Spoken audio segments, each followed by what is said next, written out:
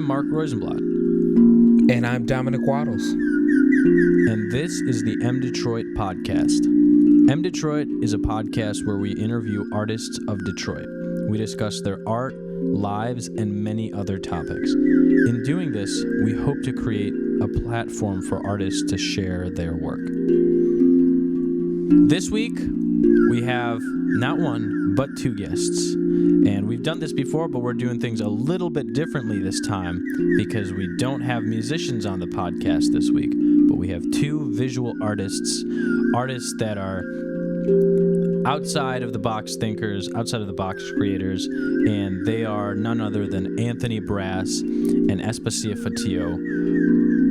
We got the amazing opportunity to sit down and talk with them, and they were such kind people. We got to talk to them about their process for creating visual art, their path from starting to draw and paint to where they are now, working as an artist in the Detroit metro community, tips and tricks for young aspiring artists, and much, much more. Now, enjoy this wonderful conversation with Anthony Brass and Espacia Fotiu.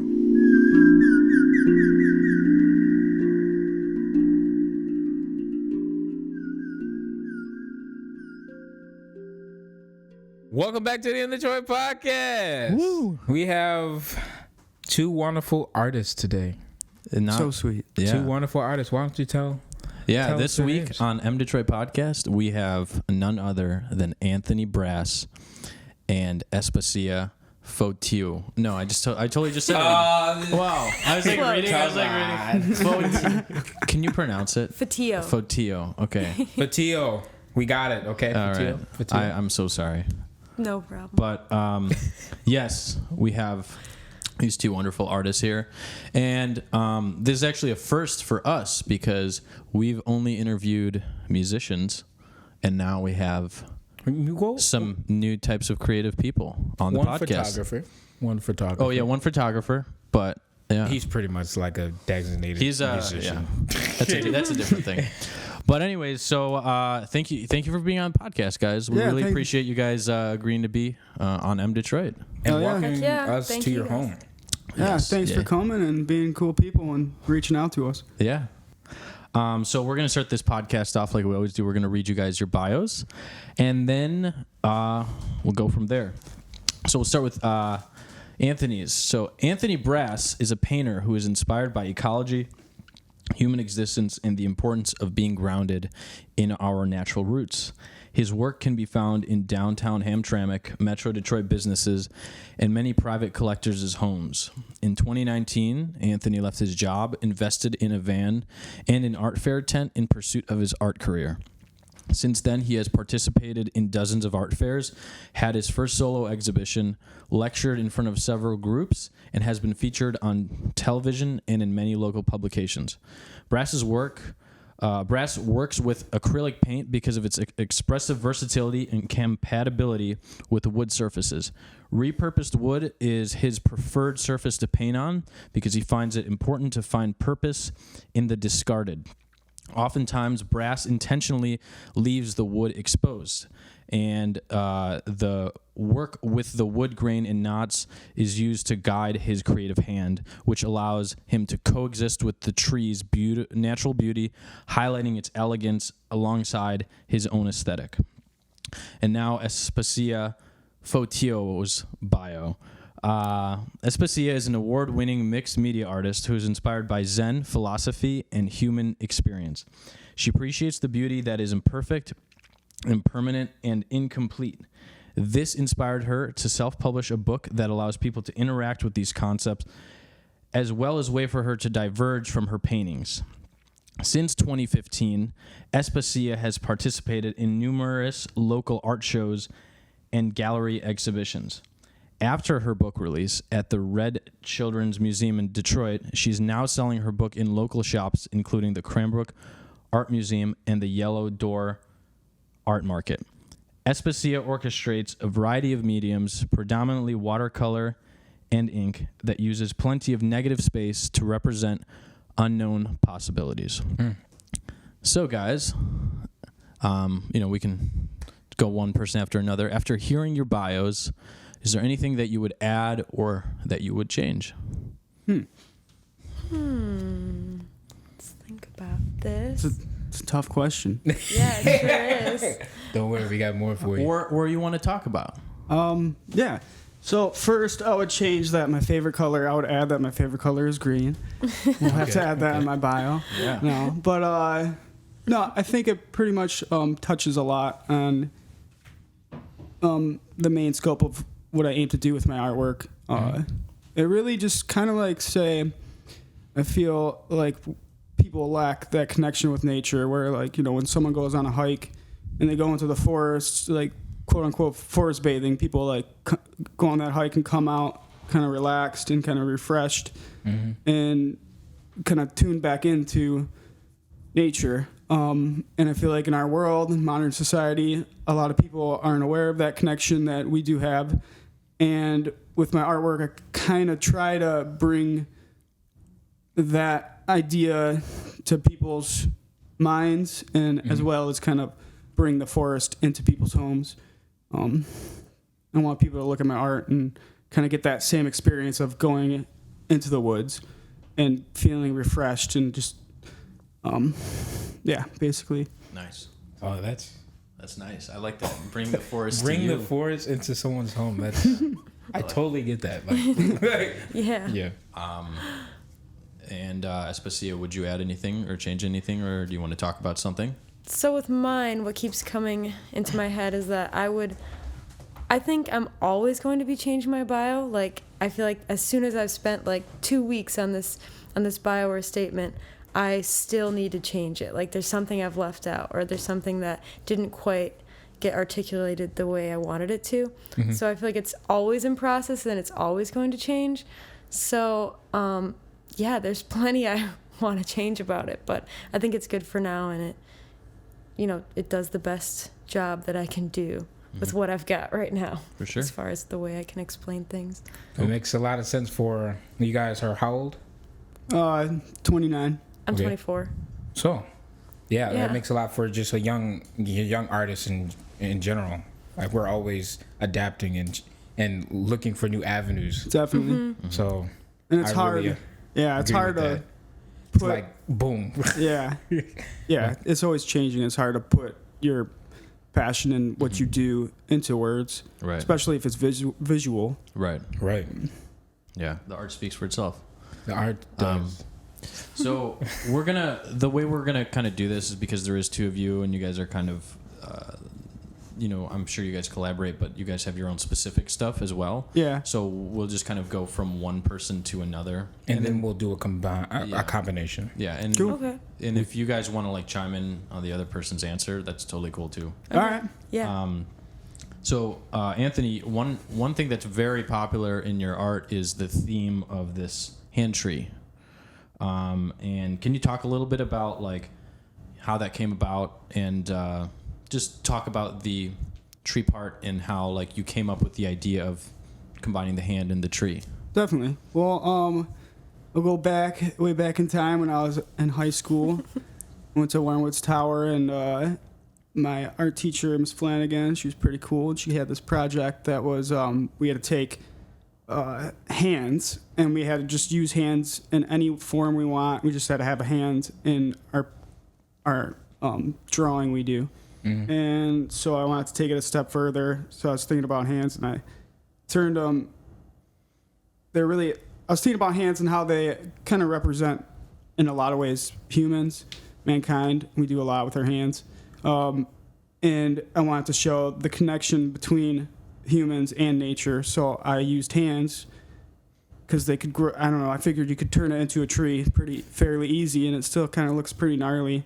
So I used that in that drawing. And in that drawing, it was in that drawing, it shows the hands, and hands are really emotionally expressive. And in this drawing, I had the hands kind of in like anger and sadness, and kind of like in a bad state of like, I would say like, kind of, I can't think of the right word, but deprived of something. And this tree was kind of bare, and it shows it was reflecting on our environmental state. So these hands were showing that. So basically, these hands were showing the connection between mankind and nature, and a lot of nature's issues right now are in our hands. They're also out of our hands. So that's kind of why I use the hands. And then when I started painting after high school, I started using that concept in more of my work. Yeah. And just incorporating it and showing different emotions through the gestures of the hands. Absolutely. That's great. That was a mouthful, but It was great. It was a great description. Literally, because we are holding nature's everything in our hand right now. Yeah. And some people are just like, I don't want your hand. Not great. But all right, Espacia. In Anthony's bio, the one before this one, he says he refers to you as mixed media expressionist, and I want you to expand on that because I probably know you validated that. Okay. So mixed media, because I use pretty much everything I have when I create my paintings. I use like pencil and watercolor and acrylic, and sometimes like I've used like string or ink and handprints and just all sorts of things. So mixed media. So that pretty much is self-explanatory. And then the expressionism. At first I thought my work was expressionism, but now I'm realizing that my work is more like Zen painting, because expressionism is using like your body to create like splatter marks, or it's like action painting in a sense. Like it's really expressive, like full of emotion and like passion. I mean, my work does have passion, but not in the same sense. So I would call my work Zen painting now, which is I try to get myself in a state of passivity where I'm not in control of the situation, but also simultaneously in control, which is a pretty complicated state to get in. And if I can't enter into that state, I generally won't paint. So yeah, it's not expressionism anymore. It's mixed media Zen painting, I guess. Nice. Zen painting. Zen painting. That sounds like... What would that be for musicians? Like Jazz, actually. yeah. It would be jazz. Yeah. Because of course we're gonna get into it, but I'll tell you the story once we embark on it, because there's a question that's gonna refer to music, and I wonder if you guys dabble in thinking in that way of how expressionism and Zenism in that point, how it was. Does it incorporate in your paintings? Yeah. In the same kind of thinking? Because right now, I've been thinking a lot about how I convey. And I know a lot of artists, we think about conveying our art. And how is the person going to react, or how do we want to display ourselves? And for you, that was hands. For you, now that is embarking on Zenism. Zen, yeah. Anthony, what is a way that you like portray your experiences in your work? I feel like a lot of it's subconscious. I mean, I feel like all my experiences throughout my life, and even the experiences as I'm painting, kind of travel through me and influences my paintings, like the colors I use and stuff like that. Right. So really, I think it's just like an expression of my being on the paintings. I kind of like to use vibrant colors. I really don't know why, but if I can like think about it, maybe it's just because I'm kind of, I don't know, I typically am drawn to them, and I wear kind of crazy stuff sometimes. And For the people in the audience, Anthony is wearing cheetah socks. they're my favorite. And also, They look really comfy. They have also- lots of holes, but I still wear them. no, I was just gonna say. Also, he came out in some really cool slippers, and I was just like, "Yo, this guy's hip." The cheetah cheetah slippers. Cheetah slippers. You should see his sock collection. I got a lot of socks. Oh man, looks like we might form a question. Yeah. So if anyone out there wants to have a sock battle or a sock off, Yeah. come at me. Fashion Hit me up. show. This is interesting. Okay, we know that you sell merch. Yeah. Do you sell your merch, or like do you sell your art on socks? You know, I haven't found a company or like a way to get them made at a fair price. I could do them, but they're pretty expensive to do custom socks. I haven't found that, but I definitely, I want them. Yeah. I want some Yeah. cool looking socks. We want them to. I was just about to say, I think maybe in the future you should like just buy like 25 pairs of socks and be like, I got 25 limited edition, individually painted. Of course, that'll be over time. Yeah. But I'm not sure how paint works. So for me, I would be like, I went and got some paint. All right. You could sell them. You could Yeah, sell them. that'd be cool. And then I was also going to comment how like it's interesting you commented on like the emotion that is also in your paintings because of like the hand. Like I didn't really think about that. Is like how the hand, what position it's in, is like conveying emotion. So I thought that was really interesting, because like what I was struck by was like the hand it has its limbs, and then the tree has its limbs, and then it's kind of like the hand is the human, and then it's kind of like very similar. But then I didn't think about the emotion of the hand shape. So I thought that was a really interesting thing that you mentioned. Yeah, cool. And I think it's because being Italian, you have your second mouth's on your hands, So no. I just love this. Okay. Espacia, approaching and conveying each painting. You talk about this in each painting's frame of reference. So how do you approach embarking, or what am I trying to say? Just forming the frame of reference for each painting. So the way I worded that, it expresses its own unique frame of reference because, so I only sell and create originals. So when I paint, I'll sit down and I'll paint maybe like 25 paintings or so, and each one is going to go to a unique house, and a unique person is going to receive that painting, and everything about the experience is like totally unique, and the person viewing it has their own perspective on the painting. I have my own perspective. The painting is its own thing in general. It's not really even trying to symbolize anything. We're putting the symbolism in it. So each painting has each frame of reference is kind of like a play on words, like it's framing the references because it's framed generally. And I just think it's really a great thing to be able to sell only originals that is just really special for each person to have and have their own experience with. So when you create that frame of reference to each household, each person, do you know these people personally, or do you ask them for information pertaining to their lives? So actually, I don't really do well with commission work. So when I present my work at an art show, I have all my work on display, and then they pick out which one calls to them. Oh, okay. So they don't know anything about me, and I don't know anything about them before they actually get the piece in their house.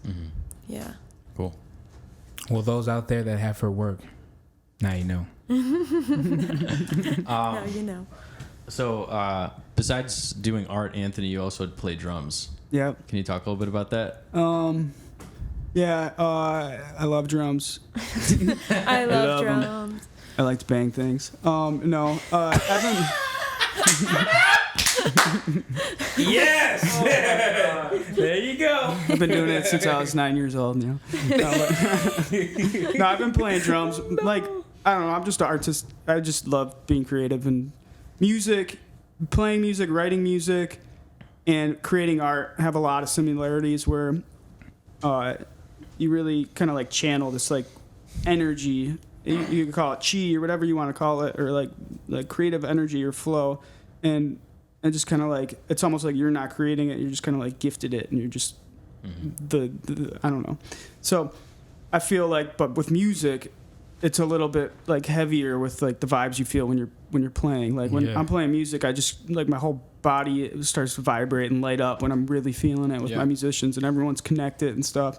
So it's cool because music is like a social kind of creative experience. Right. Where painting, it's the same thing, but maybe it doesn't have as much like you're only sharing it with yourself and whoever like experiences it after. So that sharing comes after you create it. But to talk about music, I've been playing since I was 9. Miguel Gutierrez was I took lessons with him for a long time. It's amazing drummer in Oak Park.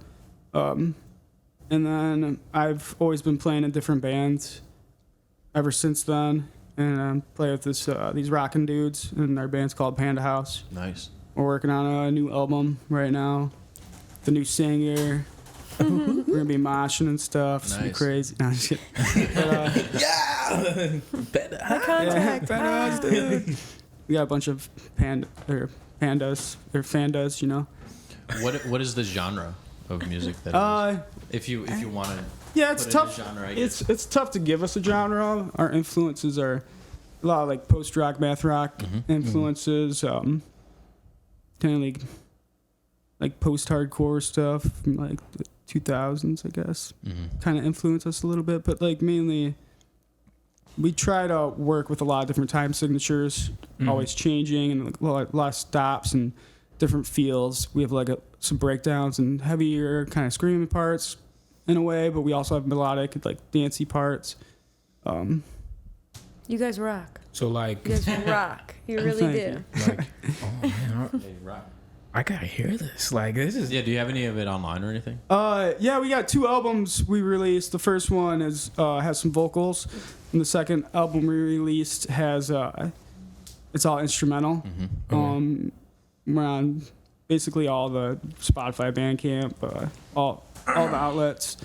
But this next album we're working on, it's gonna be like 8 songs, and so right now it's 2 guitarists, a bass player, me on drums, and then my guitarist Bobby is singing, but also we got a new singer, Toby, we're trying out, and he's a great fit, and so this new album's gonna have a little bit of him singing and playing guitar as well on it. So it's gonna be something different, but something like still our style, but Nice.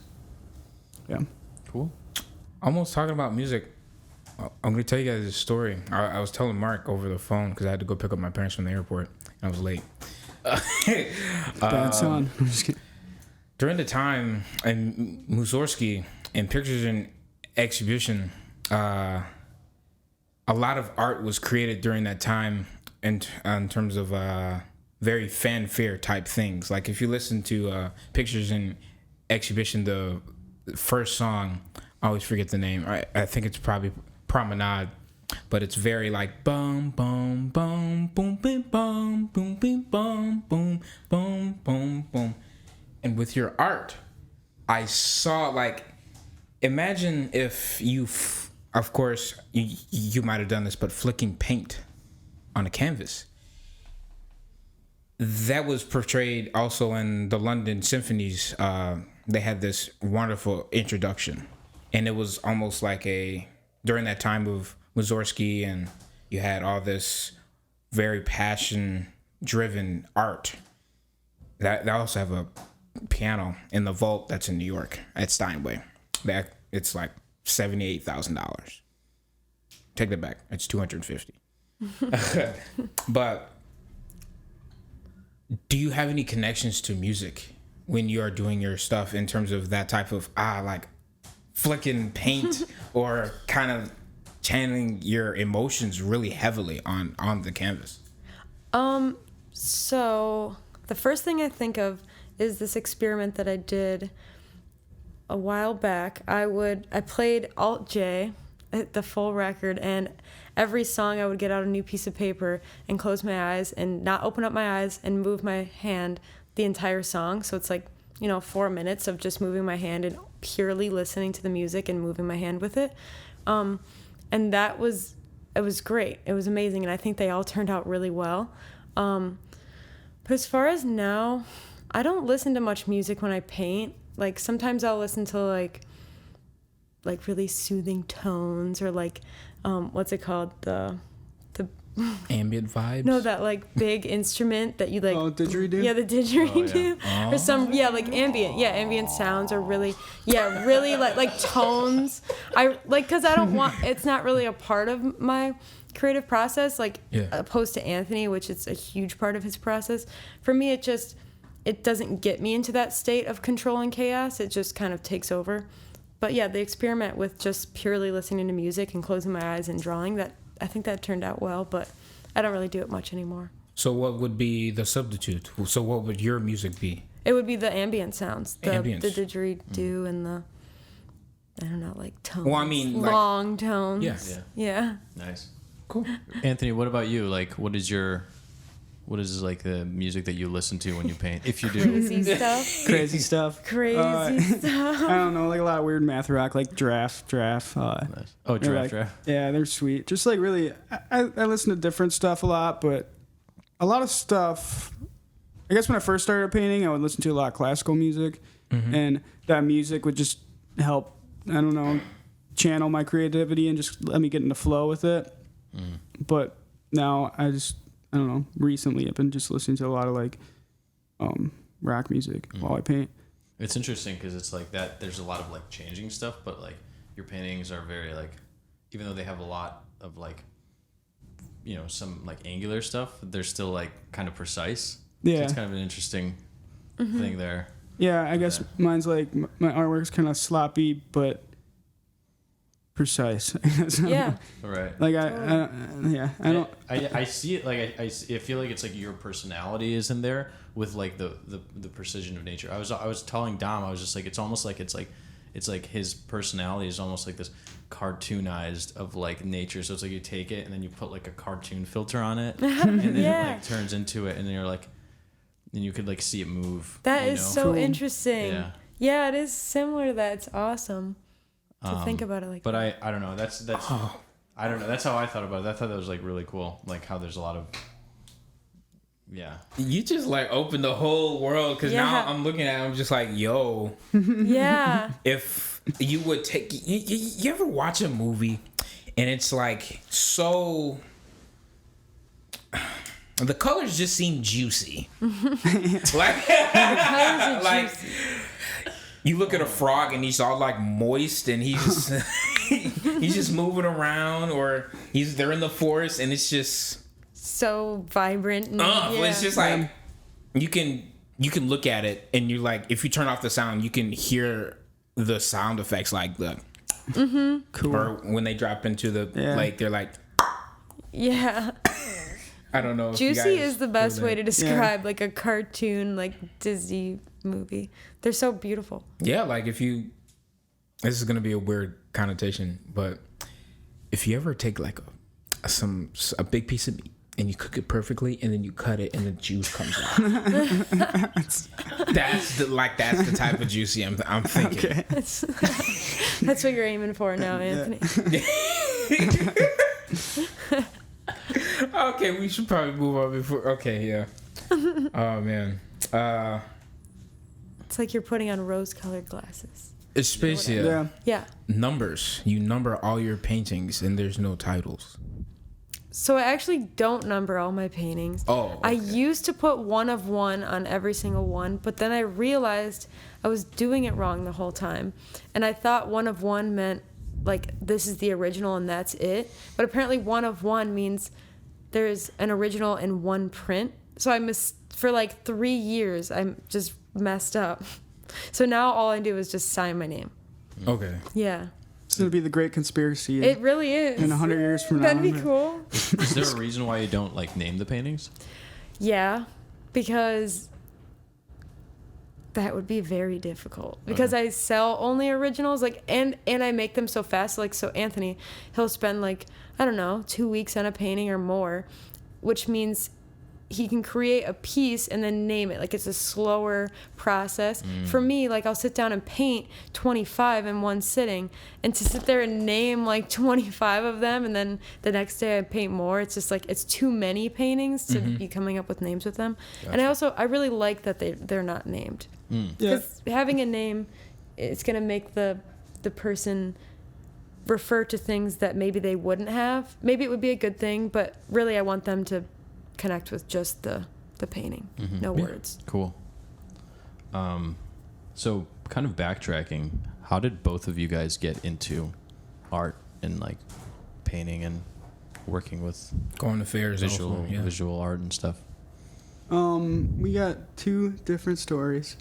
You want to go first? Sure. Yeah, sure, I'll go first.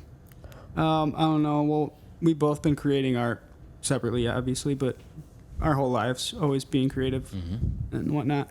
But I didn't really get into painting till after high school, because my school didn't really have any paints. And I remember in senior year, my last semester, I was like, do we have any paints? Like, could I like learn how to paint or something? She's like, well, let me look. And she like dug through this closet and found like some paints, and she's like, yeah, here you go.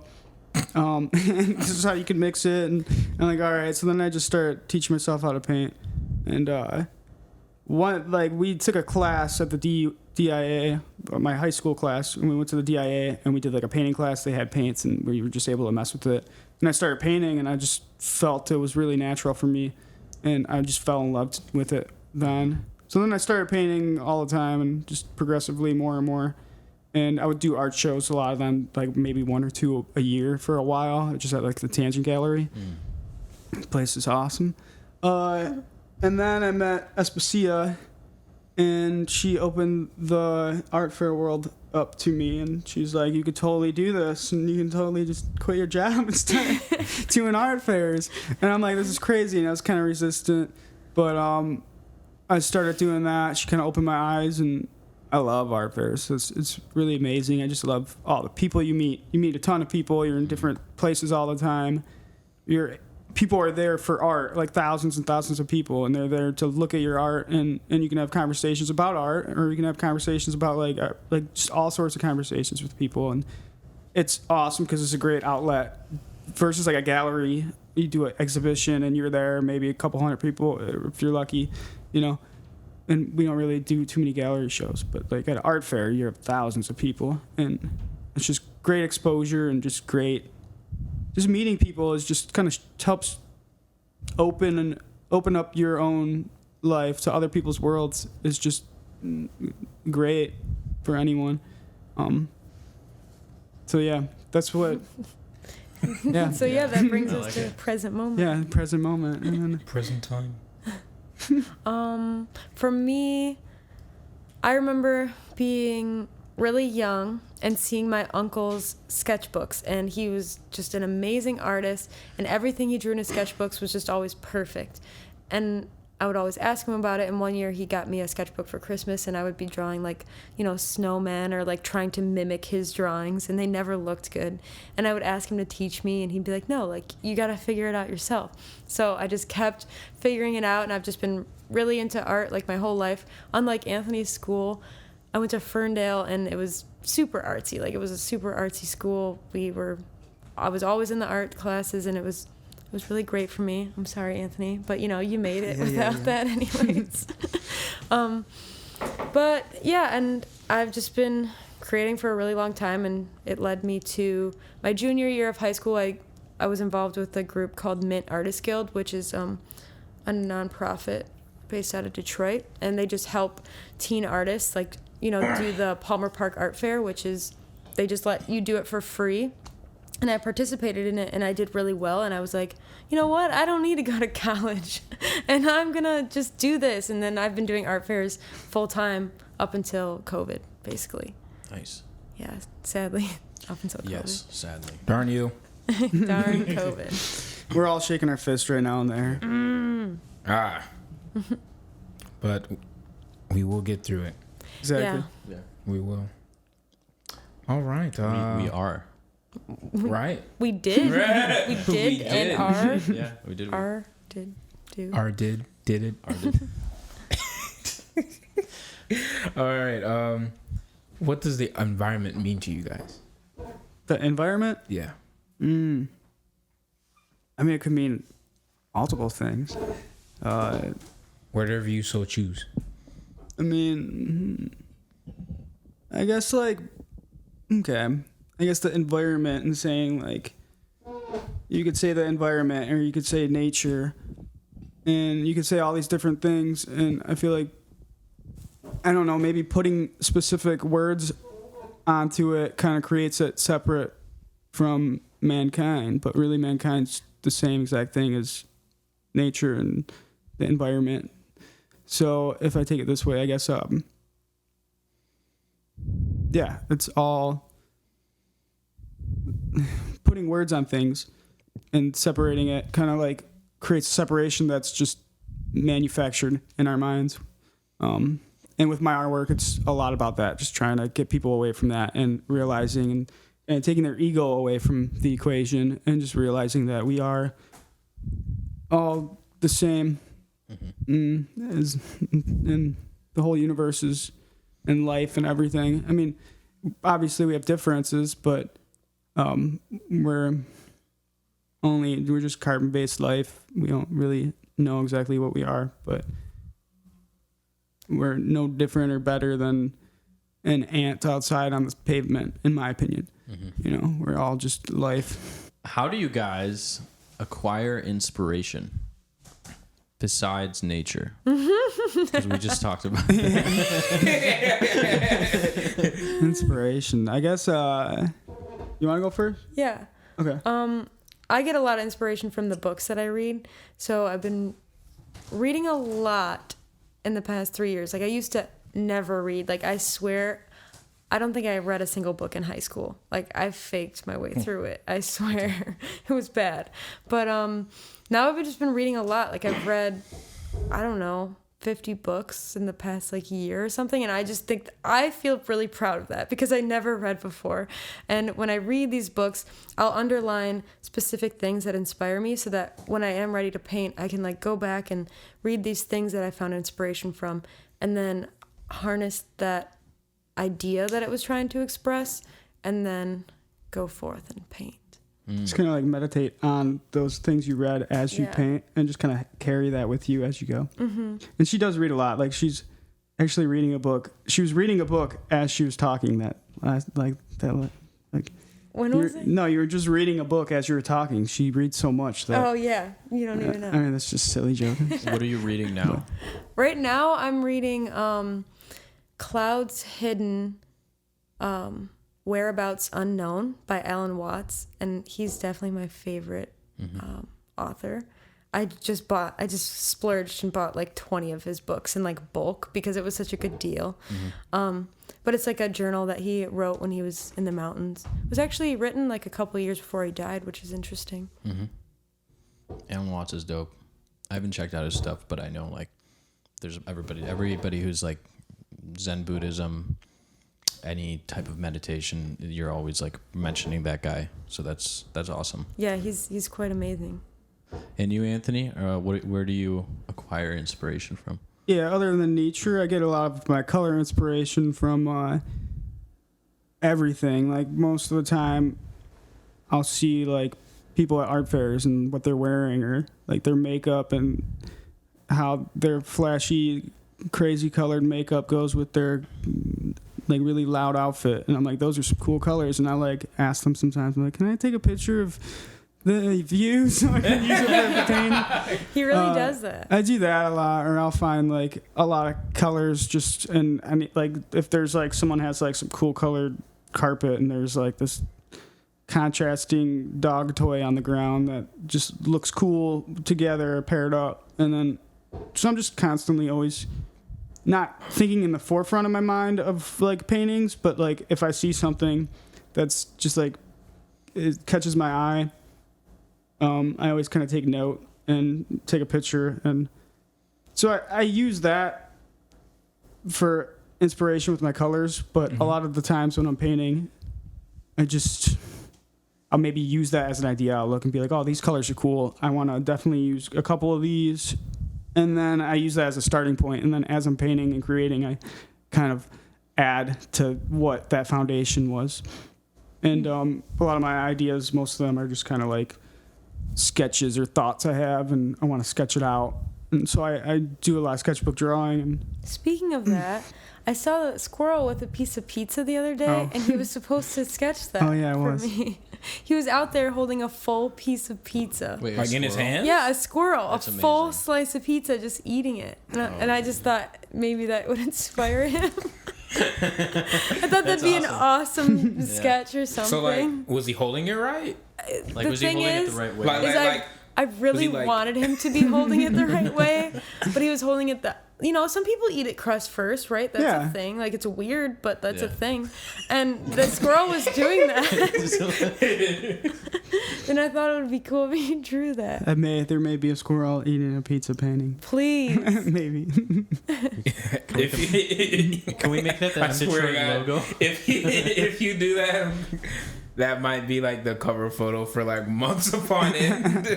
Yeah, I was gonna say, can we just make that like the theme of season 3, like a squirrel eating a pizza? Squirrel eating the pizza. It was hilarious. I wish I had my phone to take a picture. Yeah, we watch a lot of squirrels out of our window. Yeah. They're I would fun to definitely watch. Do that too, like. Yeah. They'll like crawl up the window. Like all our screens are all like ripped up because they'll just like climb up Worth it and it. like look at us as we're in here. Worth the view. Yeah, totally worth it. Worth it, like We don't need screens. Johnny's back. Got Johnny's back. They're funny. Go ahead. Oh, okay. I mean, okay, all right. Yeah. The Metro. So you guys live in the metropolitan area. What are your thoughts about the art scene and all these art shows that you do and around the area? What are your thoughts about the art scene? Thoughts in general? Yeah. I think that the art scene is I don't know, the art fair scene in Michigan is fairly expansive. And before COVID, there's a lot of opportunities to jump on. And there's a lot of like the Tangent Galleries, great for people who enjoy seeing music and art at the same time and just meeting and hanging out with people. I feel like the underground scene's pretty cool. A lot of cool open people in the scene, and it's almost like a community. Like, we're not super involved too much in the Tangent Gallery, but I know there's a lot of our friends that it's just like a family, and they all do all the same shows, do like hang out with each other all the time, and I think it's just pretty cool to see. Yeah. I think the art scene's solid. I don't know. It's got plenty of opportunities for like, higher end or like underground and art fairs and it could always be better and have more, but there's plenty of artists too, which is, a lot to house or whatever. What are some defining moments for you guys? Like defining moments, like maybe, like for like a musician, for example, they're like, I just played it with like my idol or something, like what would be something like that for you guys?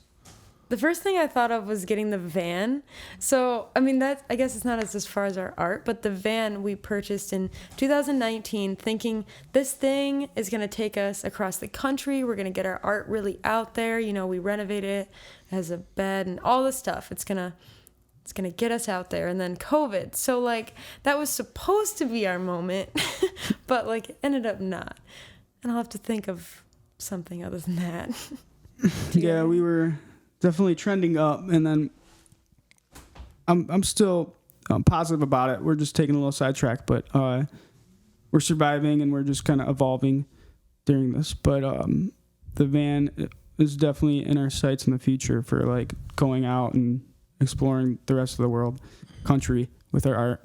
But for me, I guess, I don't know, when I had my first solo exhibition was a really like confidence booster and like really filled me with a lot of gratitude being able to be asked to do a solo exhibition, which was really awesome. And having people come out just to see my work, and it wasn't just because they're going to see the event, and I was just a part of it. So that was really reassuring. And I had another one, which I was super pumped for, but it got canceled. Was that during COVID? Yeah. Damn. Yeah. Yep. That's the theme. F COVID. But it's all right. Yeah, it really effed everybody's shit up. Yeah. A lot of artists in general. Definitely. Dog. I feel like we just got to take a moment. Like, Yeah, no, we've had like every single person we've had on the podcast. Yeah. Like, what is your pandemic situation? And everyone's like, yeah, I had like this lined up, this lined up, this lined Yeah. up. 2020 was going to be like, boom. But the thing is, you can't feel sorry about yourself because that's not going to do anything for you. You just have to look at it as just a temporary reality, and kind of like Espacia's work teaches you about impermanence. Nothing's permanent. So like today's sorrow is only going to be impermanent, and there's always like a light on the other side.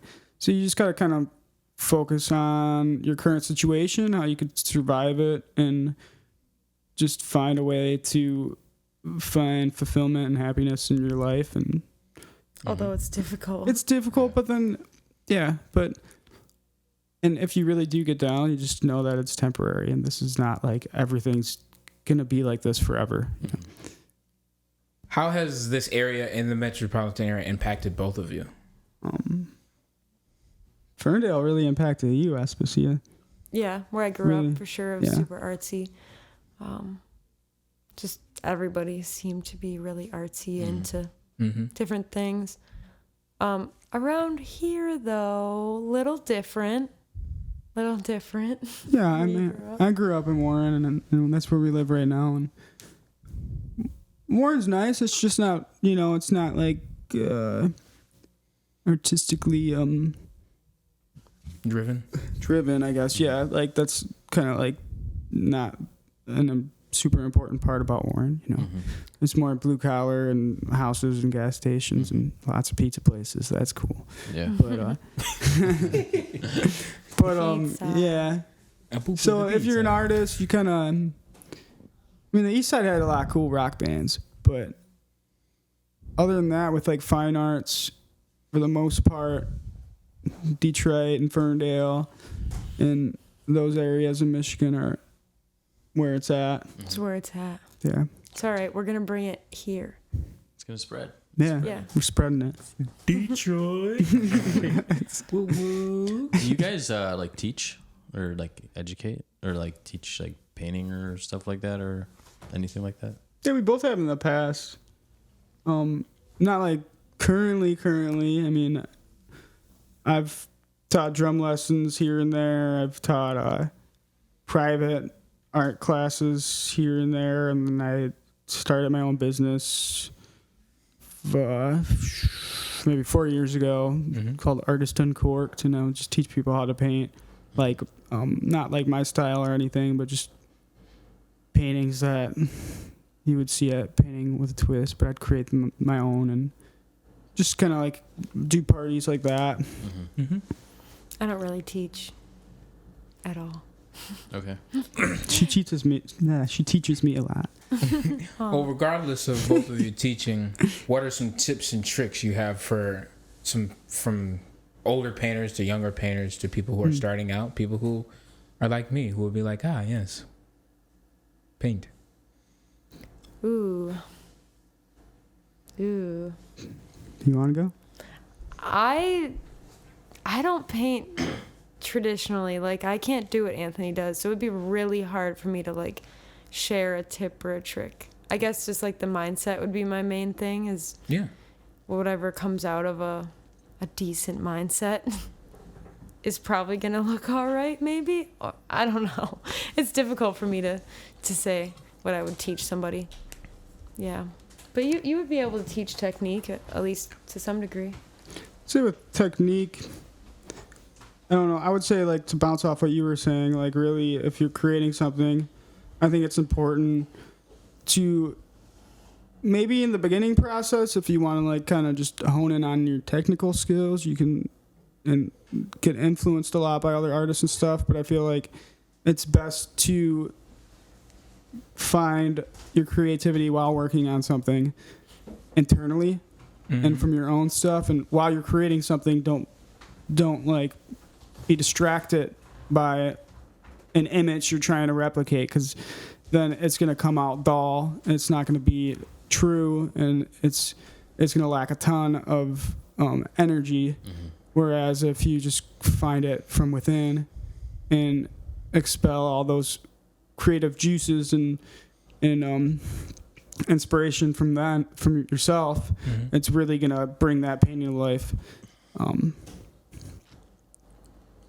And really just, I don't know, be in tune while you're creating art. Just really be in tune and focus almost like you're meditating. Like if you're playing music, you're just in the zone. You're vibing the music and you're just flowing. You're not thinking about it too much. You're just letting your hands do it, or like your body play the music. You're thinking about it, but it's more like second nature. Where that's the same thing with painting. If you are painting and you're just letting your body do its thing, it's really going to show in the artwork. When you guys like, I was thinking about like how you were saying like technique. Like when you're starting to play music, you're kind of like it's just this like ocean of stuff that's just falling on you, and you're just like, oh, I'm just trying to like figure out where to like swim, which direction to take, you know. So it's like how much would you guys say that like somebody who is a young artist or somebody who is like, you know, learning, how much would you say like technique is needed to do like any art? You know, I mean, obviously art is like extremely subjective, you know, so somebody who could look at like, somebody could say, you know, Michelangelo, for example, is like just garbage, you know. Somebody could say that, you know, because they totally can if they want to. I'm not saying somebody is. Picasso dude his ass, you know. But I guess what I'm saying is how much like is technique something that, because like for playing music, like whether you like it or not, every single instrument requires some sort of technical ability to play on it, you know. And technical ability doesn't necessarily mean it's like taught in the classical sense, you know, like. You know, there's like drummers who like have their own technique or something. There's a drummer, Leonard King. He's a jazz drummer, and he does like the traditional grip, but he does it on his right hand. He plays it with a cymbal like this. It's an interesting thing, but the man can play the drums like no other. You know, something's wrong with him then. But no. So I'm curious if you guys. I would say it all depends on, like, with technique, definitely important, but it all depends on what your goal is and what you want to get out of it. Right. If you want to be like you want to be a comic illustrator or something, and you want to draw people and stuff, then technique is going to hold a huge part, and you should just study how to draw the human anatomy and different things like that. But really, I feel like just starting off, for like a long time, like the first 1 year, 5 years, there's no time frame. You're always learning. But like in the beginning of your art practice, you should just explore in all sorts of different creative forms and just always be experimenting. You always should be experimental, but especially in the early stages, you shouldn't be like, okay, I'm going to be like, just tell yourself I'm going to be a painter and I'm going to paint this way, and like shape yourself before you're even mold it. You know, just be like really jelly-like and just experiment. I like it. I was about to say, we talk about this all the time in terms of how much practice does one need to know, because some people are, of course, just born to do arts. They come out the womb, you know, being able to hear these things. And, you know, that might come from, like my mom, she listened to a lot of funk. So cool. I have a funk ear. But it's not so much, you can't really teach how to play well. You can teach, you can play the right notes, or you can teach how to draw, like, oh, you need to draw this box. Right. But I think in today's time, I think it's better for kids to not be taught at all until they want to achieve that sort of aspect, like you said, in terms of, oh, if you want to draw human anatomy, of course you want to have some techniques or stuff like that. But I think kids nowadays, they need to have that sort of art is expressive, and this is a way for you to express yourself. Yeah. And if you want to play an instrument, then you just go and play that instrument, and then you can find your own way, because you need to establish that love for your for the music, for your art. Right. Because if you don't, you run into obstacles in like your 20s, and you're like, man, do I really want to do this? Exactly. Mm-hmm. Yeah. Or did I just do this so I can get by? Mm-hmm. And I feel like if everyone did that in terms of just following their natural being to what they want to do, I feel like a lot of people would be happy. And of course, some people don't have that luxury. Right. They really don't. Definitely. But if everyone could, and I hope the world will be like that in the future, where everyone could have that chance to just do what they want to do. So something that you would never forget, and this can be anything that you can possibly think of that you carry with yourself and your being. There's a lot of things I'll never forget. Well, I remember mine. You go first. Okay, so this quote, for some reason, I don't think I'll ever forget it. And it is by Terrence McKenna, and he says, "The last dance you do alone, so you may want to be in good company." So that's just essentially saying, you know, like, everything that we're doing, he puts into, like, a dance. So everything pretty much is a dance. And the last one that you're ever going to do, you will be alone, ultimately. Like, yeah, you might have people around, but the last thing you're going to do is pass on to wherever, or to nothingness. I mean, who knows? But you're going to do it alone. And I think that's something I'll remember to keep in my mind, that, like, you want to be in good company with yourself. If that's the last thing you're going to be with is your own mind. Yeah. Nice.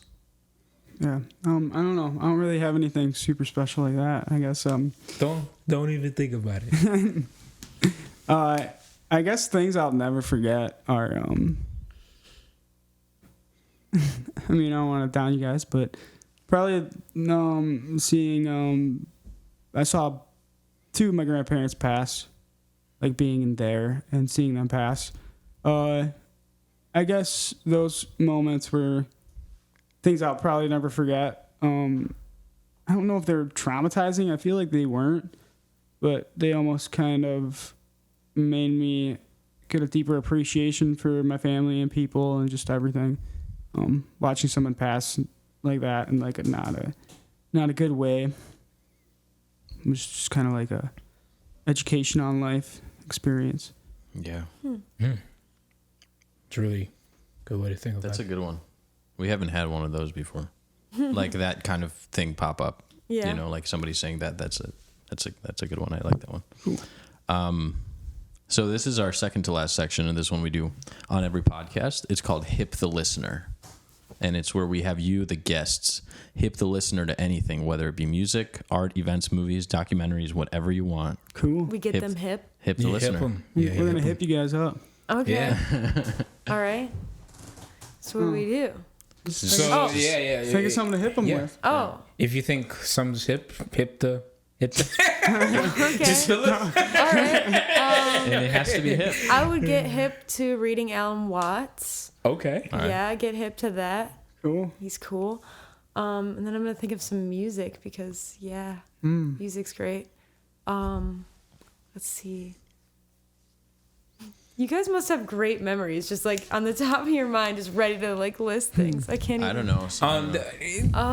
Okay. It could be something like you're checking out now, you know? Yeah, like- it's usually like what comes to mind for me, you know?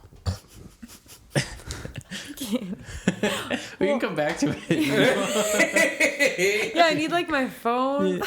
That's sad, but it's kind of true. It's kind of true, you know. I got hip recently to Mr. Blue Sky. Oh, The That song. No, Yeah. you know So I what's got up. hipped, and maybe you'll be hipped now to that song because I love that song now. Dun, dun, dun. Oh, it's such a good song. great It's song. so happy. Like I can't wait to play it in the springtime Yeah. because he's talking about like where's the sun, like where you been. I'll get the listeners hip to. I'll keep it local, and I'm sure you guys have a lot of musicians who listen to this. So for all you musicians out there, Adam Cox has this really radical, super professional recording studio, and I feel like not a lot of people know about it. And it's called Bakersfield Gentlemen's Club. It's in Hamtramck. It's amazing. Yeah, it has multiple rooms. Everything's treated, walls, floors. It's just really top notch recording studio, and he's been doing it for a while. So if any of you guys are looking to record something, he's a great guy to check out. He's real cool. Mm-hmm. I would also get hip to using bar soap to wash your dishes because we do that, and it's great. It really is. Yeah, we really try to be conscious of what we use. And like less waste things, like just simple things like bar soap for your dishes. It's real easy. Like you won't waste a plastic bottle every time you're doing the dishes, or bar soap to wash your body, or we have a bidet. You know, it's really the bidet is amazing. Yeah, that's like the hip Get thing you a now. bidet. Get you a bidet. If you Get don't you have a a bidet, bidet. you aren't hip. A lot of people like hate the idea of a bidet, but whatever. It's weird for the first hip. week or two, but once you really get hip to it, then you're super cool. Yeah. Yeah, like And then you can go and tell people, hey, I got a bidet. Exactly. I got a bidet. Do you have a bidet? You're not bideting. All right, so we're gonna hit. We're gonna not hip you, but we're gonna shoot you with some rapid fire questions. Fast. Okay. Stupid. All right. Jeez, I'm not proven to be ready, but let's go. That's okay. The rapid fire questions. No one's ever ready. No one is ever ready because you're gonna be like, oh, I can't do that. Hopefully. Maybe. All right. Favorite art shows in the Detroit area. Ooh, Funky Ferndale. Funky Ferndale. Nice. Yeah. All right. Top 3 painters. Ooh, top 3 painters. Gustav Klimt. Gustav Klimt. Hell yeah. Egon Schiele. Egon Schiele. Okay. And then... Is this yours or is this... I think it's like, I don't know. We Okay. both really Yeah, like It's them. fine. Yeah. And then Henry Hudson. He's freaking sweet. That's about it. Nice. Cool. What? Oh, did I say that? Rapid fire, guys. Rapid fire, what's happening? Top 3 colors. Top 3 colors? Yes. Ooh, olive, green, and hot pink. Gray, black, and what? maybe like a moody, deep blue. Nice. This one's for Anthony. Wood or regular canvas? Wood, for sure. Okay. Wood is good. This is for Espacia. I'm sorry. It's fine. It happens It's all the not- time. As you're shaking your head side to fine. side, like, no, it's No, not. that's This is for not right. SB. I'm sorry. Favorite tattoo that you have? I think it's the one that I gave myself. I really like that one. It's on my ankle. It's pretty sweet. But I also have this one on my back I really like. It's about, there's an eye in the center of it, and the eye represents the truth. And then there's these panels surrounding it as if they're oscillating, and it's like everybody's perspective on the truth. So I really like what that represents. Favorite plant?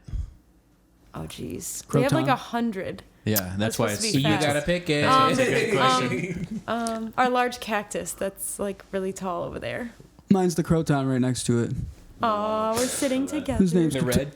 Yeah, the Crotonian. That's his name. Nice. Okay. Favorite author? Alan Watts. Sadhguru. If he was alive, he'd be getting a lot of like hits from this podcast. Yeah. Yeah. Sadhguru's view. Sadhguru or Peter Volbin. Yo, I just got hip to Sadhguru. Oh. From Will Smith. Oh, yeah, really? yeah, I saw their. I saw it. I was Oh, like, yeah. Yes, I who saw is their this guy? thing. Riding on Yeah. a moped. Yeah, I Yeah. was just like, okay, let me get hip. Yep. Yeah, I love him. He's awesome. Okay, and I'm going to add another question. For those favorite authors, what would be 3 books from those authors? Yeah. Let's see here. I like Just So. Just So.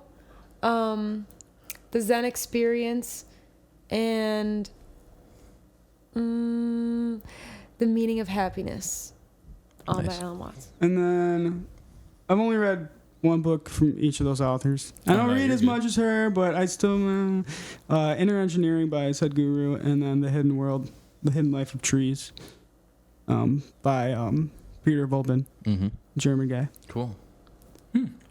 Is there anything that? Oh, sorry. Is there anything that you want to leave the audience with? I would say just always learn and be open-minded. I feel like people aren't open-minded, and I feel like it's really important to be a solid, full human. And just Yeah. always be open-minded and learn and be kind to other people and just be yourself and genuine. Mm-hmm. Be solid. Don't forget about your left leg. Remember, you have a full body.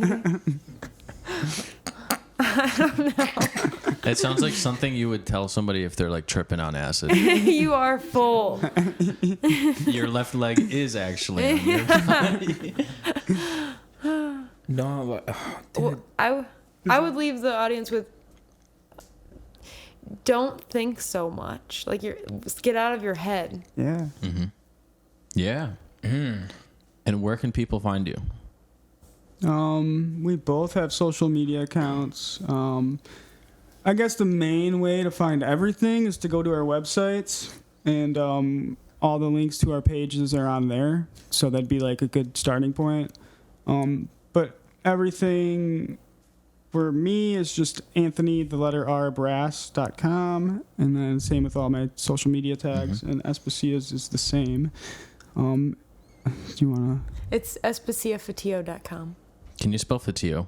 Fotiu. And her name is Espacia. Yeah. Espacia Fotiu. The one time that we got it right. And I am super apologize for getting it It wrong. happens all the time. And And you don't deserve it. yeah, you don't. Guys, thank you so much for being on the podcast. This Yeah. was a genuine honor, and it was a pleasure having you guys on. Thank you guys. Yeah, Gavin This is Mark, cool. you guys rock. Worlds of Thanks so interviewing much. artists. Yeah, we're all hip. Get hip.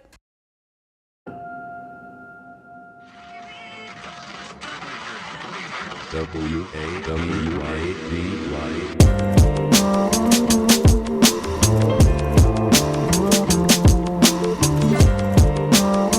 Wow, that was a magnificent conversation.